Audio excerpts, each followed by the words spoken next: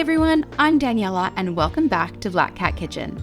Today I'm going to show you how to make the easiest jam from start to finish. This includes sterilizing our jars, it's not as hard as you think, and you can use any fruit combination you like. And the best part about this recipe is I'm going to explain the science of jam, so you don't have to have 3 kilos of fruit and make 20 jars of jam. You can make just 1 jar. So let's get started. You'll find a list of ingredients and measurements in the description below. You'll want to start by preheating your oven to 140 degrees Celsius or about 275 degrees Fahrenheit. This is how we'll sterilize our jars. Let's wash our raspberries. Soak them in a large bowl of water and add in a few tablespoons of vinegar. This will help to remove any impurities from the berries. Give them a toss with your hands and then set them aside while we sterilize our jars. Give your jars and lids a good wash in hot soapy water, making sure to rinse off all of the soap, but don't dry them. They're going to go straight into that preheated oven. Those will need to heat up for about 10 to 15 minutes to sterilize completely. After your jars have been in the oven about 10 minutes, turn off the heat, but don't open the oven. We want our jars to stay hot so that when we pour in our hot jam, there's no thermal shock or risk of cracking.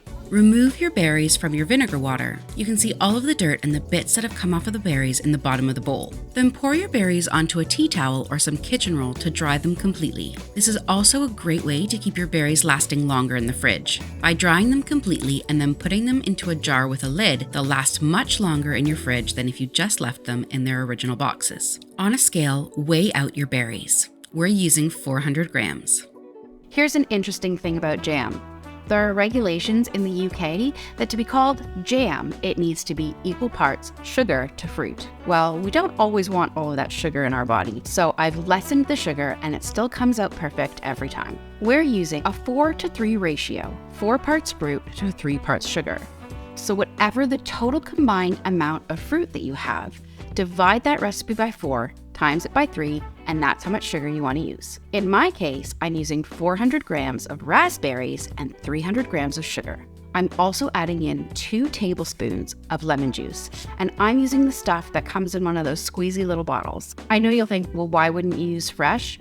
The store-bought lemon juice is the perfect acidity to make sure you're drawing out the pectins from your fruit. That way you don't have to add any extra pectin in. Pectin is what thickens your jam. So for every 100 grams of fruit, you'll want to use half a tablespoon of lemon juice. I'll make sure to write the ratios in the description below, just in case that's easier for you to understand. Set your heat to medium-low to allow that sugar to start to melt. Once it's started melting, we'll give it a few stirs. Your fruit won't break down too much at this stage. That will come when we boil the jam shortly. What we're looking for is all of those grainy bits of sugar to melt completely. You'll know that this is ready when you scrape your spoon on the bottom of your pot and there's not that grainy, sugary sound or texture. Once all of the sugar has melted, turn up the heat to medium-high and let it come to a rolling boil for 7 minutes. You'll want to continue stirring during this period so that it doesn't burn to the bottom of your pot. I've popped a little saucer in my fridge and I'll show you exactly how you'll know when your jam is ready. Once the 7 minutes is up, take your jam off of the heat. Drop a little bit of your jam onto a cold plate. You want it to almost wrinkle just slightly under your finger. It shouldn't run down the plate very quickly, just a very gentle dribble.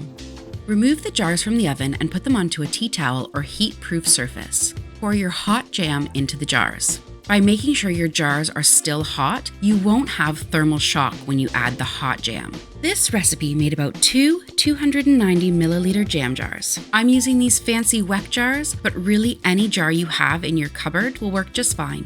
Once you've sealed your jars, let them cool completely before storing.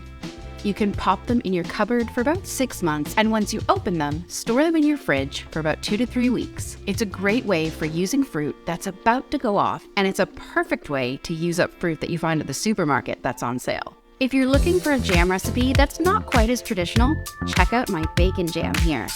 And if you're looking for the perfect accompaniment to spread your jam on, check out my scone recipe. And don't forget to hit that subscribe button for more amazing recipes.